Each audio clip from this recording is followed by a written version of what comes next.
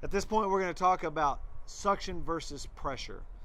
A pump creates suction and it also creates pressure.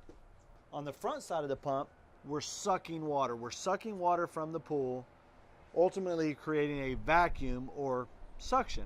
So everything on the front side of the pump is the suction side. On the back side of the pump, where the water is coming out of the pump, we have pressure. When you put it through plumbing, it builds pressure, and that pressure is represented on our pressure gauge on top of the filter. So, front side of the pump is suction, everything that's being sucked from the pool.